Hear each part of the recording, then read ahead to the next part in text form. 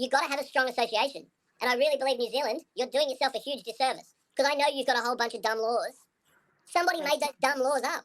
And it's up to you guys to get your act together, get behind a strong association, find a smart, good-looking figurehead like Anthony Ramsey, and get these stuff changed. You got to own your industry.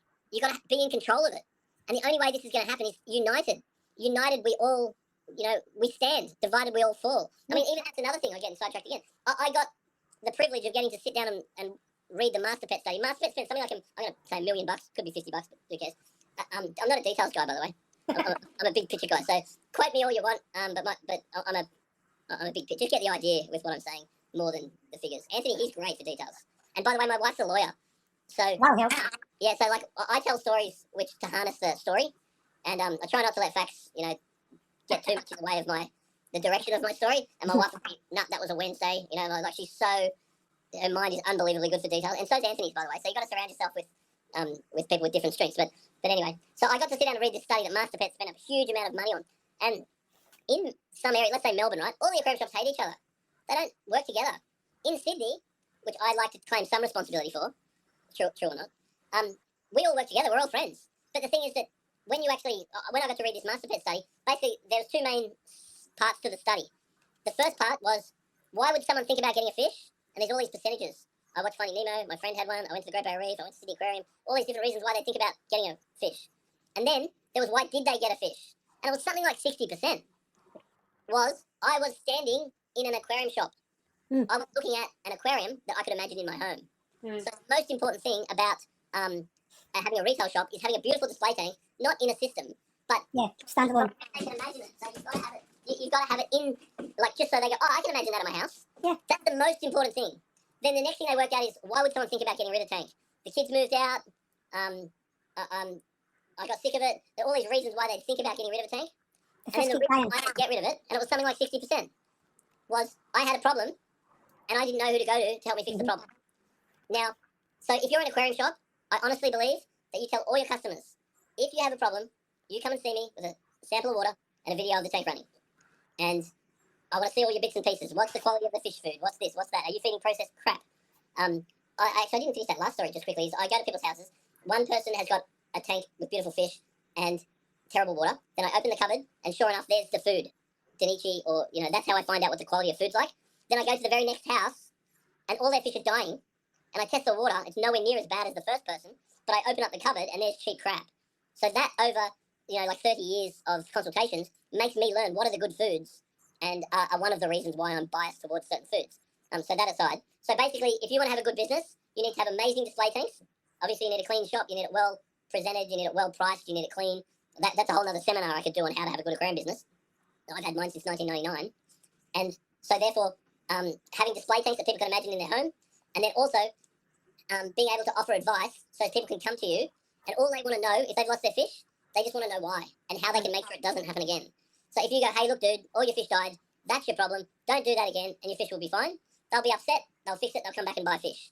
So it's the aquarium shops that start the business, and it's the aquarium shops that keep the business. Now, the next part of the study that MasterPet did is they actually mapped out where all of the customers are. Now, another friend of mine who's runs, I shouldn't say the name, but the main fish online thing, he also verifies this by saying where there's a good aquarium shop is where most of his customers are.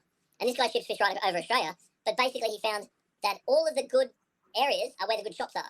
And that's not a coincidence. You put a good shop there, that's where all the customers become.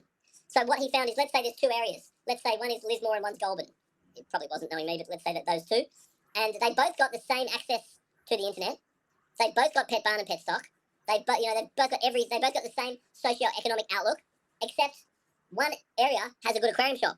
Now, in the area with a good aquarium shop, 17% of the population keep fish. In the area without a good aquarium shop, 2% of the population keep fish. Now, that is the scope of how important aquarium shops are. It's unbelievable. And your big box pet shops, they're not cutting it. It's someone with passion and real knowledge that cuts it. So if you want to grow the industry, you all work together. Now, the other thing they found is 20 minutes is how far people are prepared to travel for a regular aquarium shop. So if you have my shop and one 20 minutes away, and one 20 minutes away, and one 20 minutes away, and one 20 minutes away, you've got a healthy area.